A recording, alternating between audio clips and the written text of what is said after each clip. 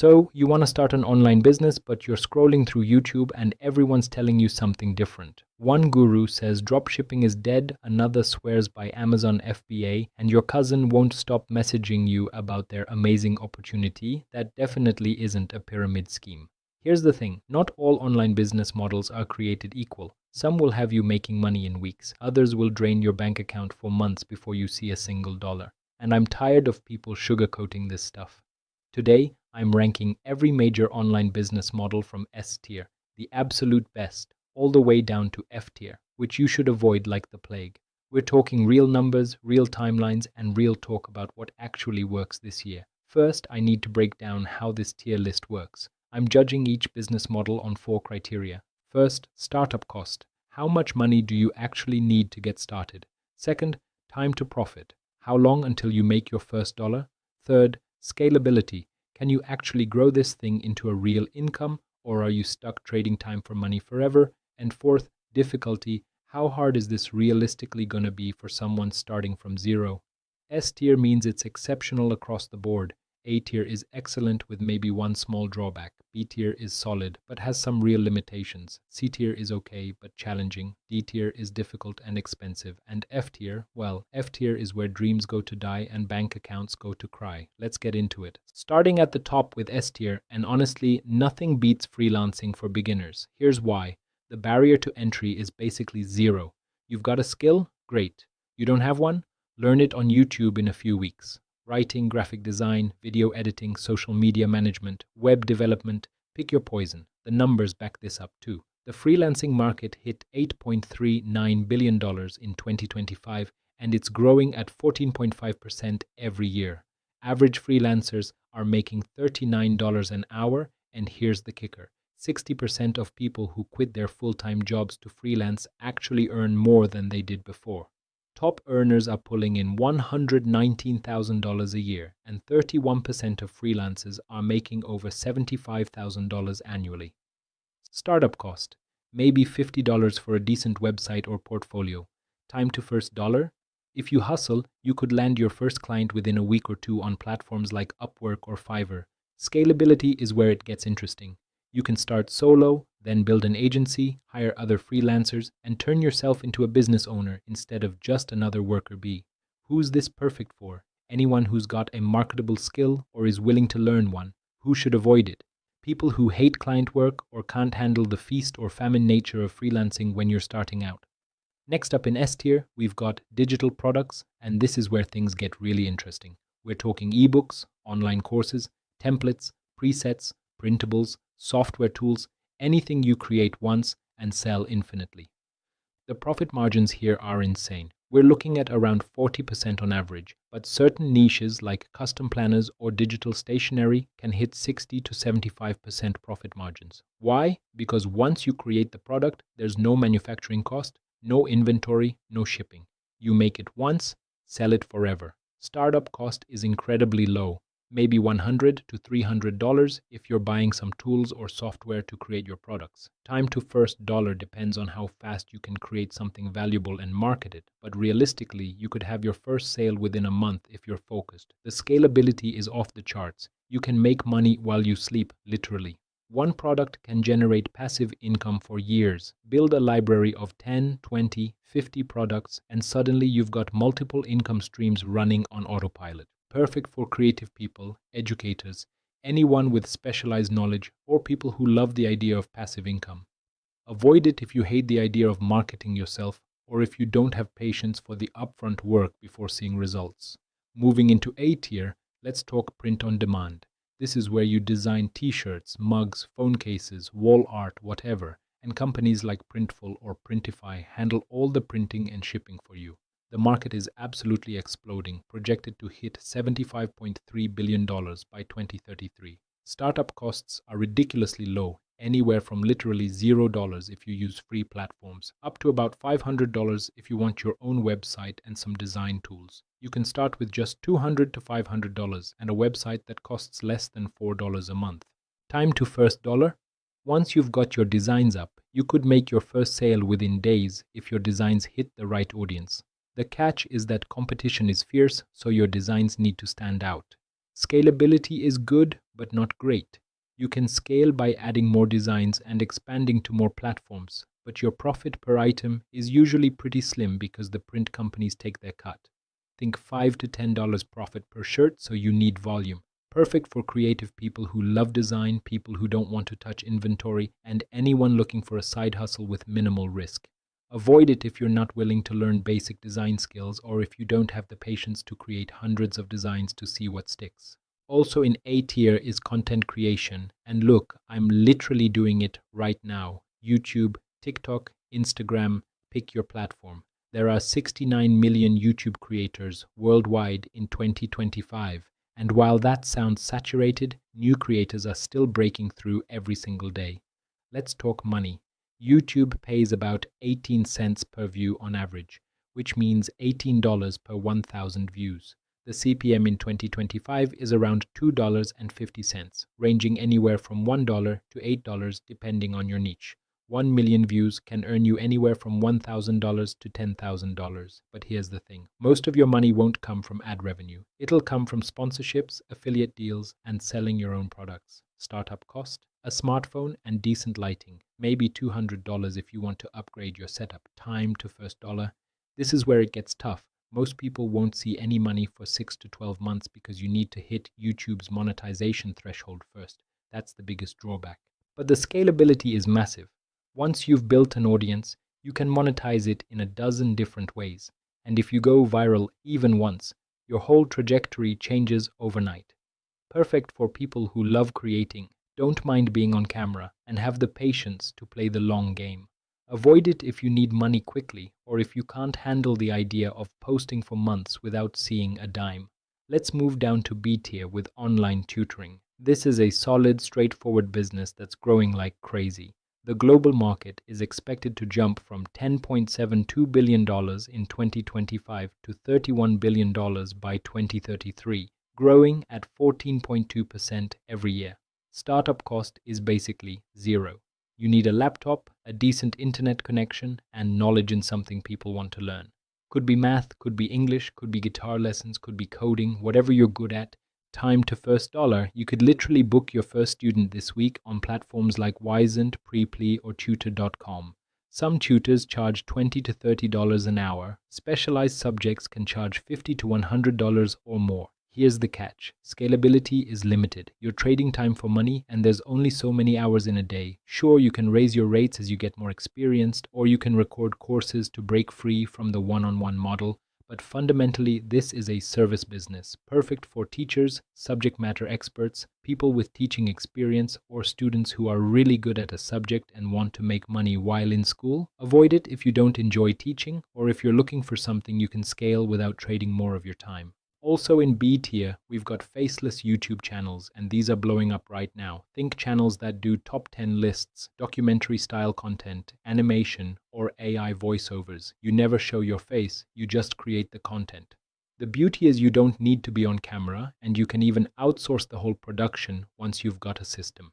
Startup costs are low, maybe $100 to $300 for editing software and stock footage subscriptions, or you can hire editors on Fiverr for $20 to $50 per video. Time to first dollar follows the same YouTube monetization rules, so you're looking at several months before you can monetize. The earnings potential is the same as regular YouTube, but the competition is absolutely brutal right now because everyone's realized you don't need to show your face. Scalability is excellent if you can crack the algorithm and find an underserved niche. You can pump out content way faster than personal brand channels because you're not limited by your own time on camera. Perfect for introverted creators, people with editing skills, anyone who wants to run YouTube like a business rather than a personal brand. Avoid it if you don't have unique content ideas or if you can't afford to invest months into building momentum. Now we're getting into C tier, and I know this is gonna upset some people, but dropshipping goes here. Yeah, I said it.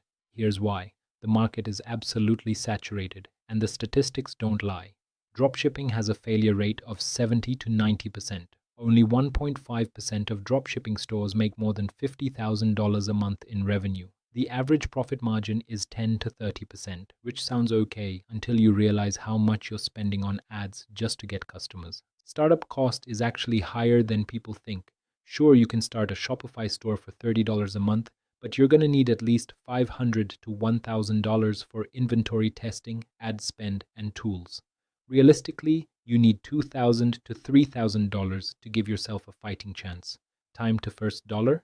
You could make a sale within days, but making consistent, profitable sales, that's going to take months of testing products, testing ads, losing money, and figuring out what works. Scalability is actually good if you find a winning product, but that's a massive if.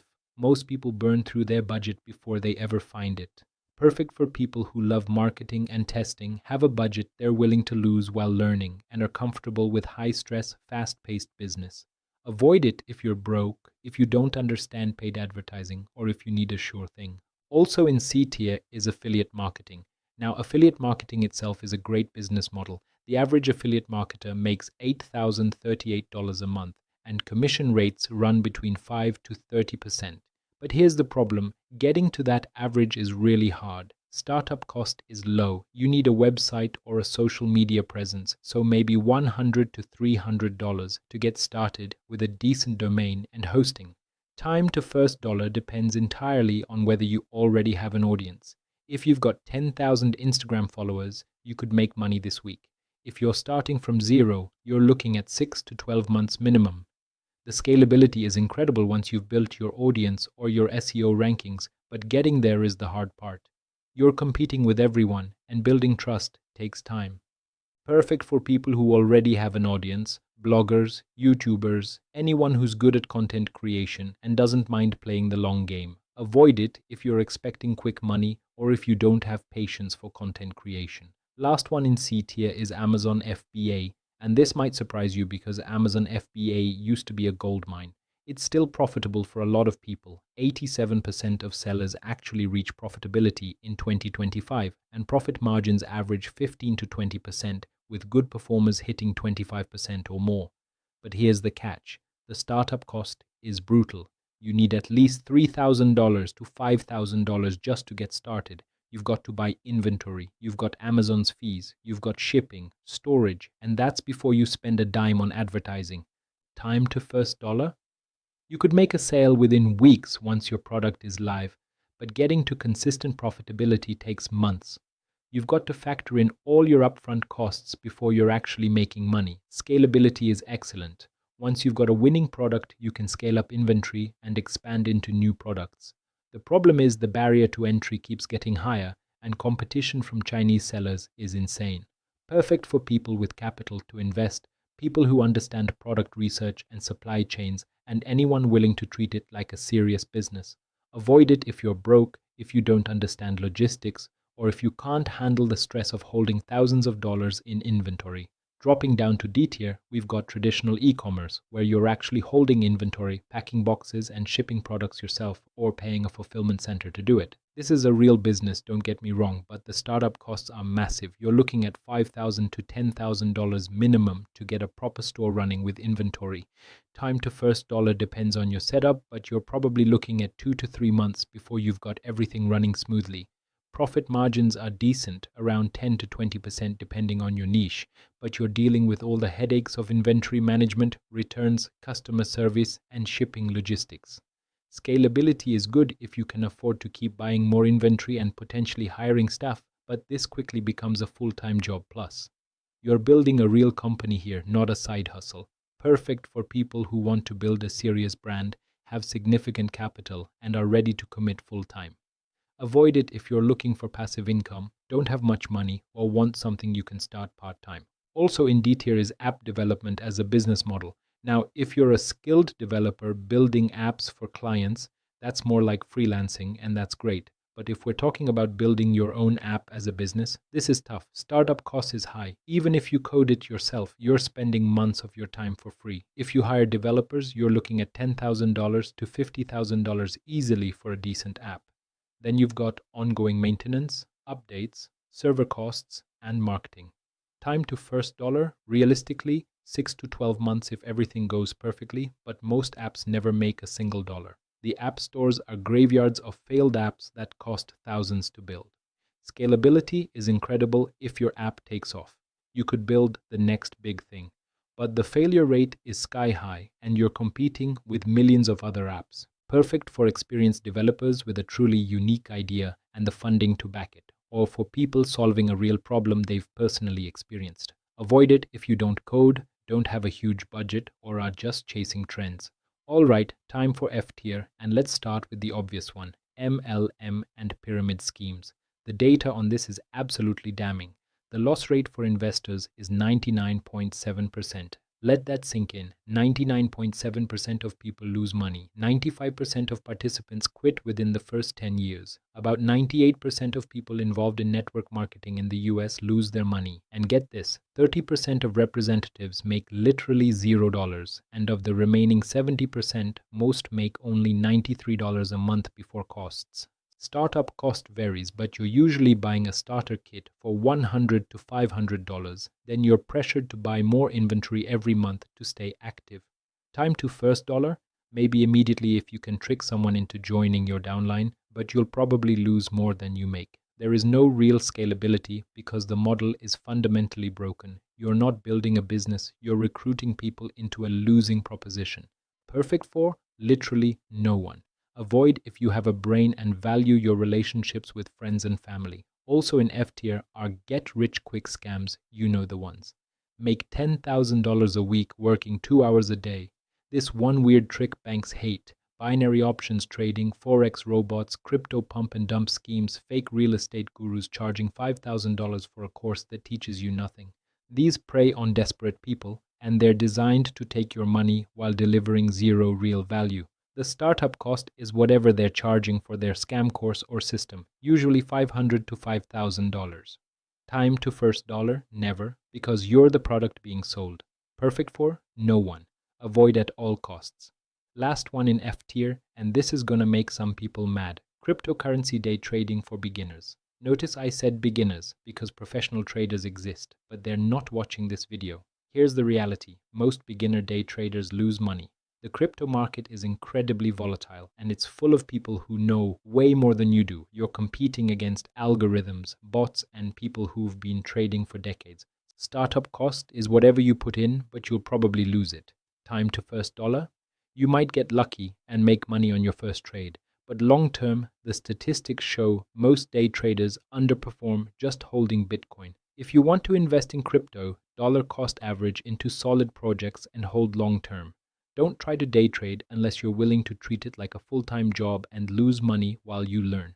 Perfect for experienced traders with money they can afford to lose and years of market experience. Avoid if you're new to investing, don't understand technical analysis, or can't afford to lose your investment. Alright, so what should you actually start? Let me break it down by who you are. If you're completely broke and starting from zero, start freelancing. Learn a skill in the next 2 weeks and start pitching clients. It's the fastest path to your first dollar. If you've got a little money saved up and want something with huge passive income potential, go for digital products. Create a course, write an ebook, make templates, whatever you're knowledgeable about. If you're creative and don't mind the grind, print on demand or content creation are solid picks. They take time, but they can turn into real businesses. If you've got capital and you're ready to treat this like a serious business, Amazon FBA or traditional e-commerce could work. But go in with your eyes open about the risks. And if someone's trying to recruit you into their amazing opportunity, run the other direction. Here's the truth. There's no perfect business model. Every single one of these has people succeeding and people failing. The difference isn't the business model, it's the person executing it. But now you know which ones give you the best odds and which ones are designed to drain your bank account. So where would you rank these business models? Did I get it right, or am I completely wrong? Drop a comment and let me know. If this video helped you figure out which online business to actually start, smash that like button and subscribe, because I'm breaking down real business strategies every single week. And hey, if you're serious about starting one of these businesses, I've got links in the description to resources that'll help you get started. Some are affiliate links, which means I might earn a small commission if you sign up, but I only recommend stuff I'd actually use myself. Alright, that's it for today. Pick your business model, stop overthinking it, and go make it happen. I'll see you in the next one.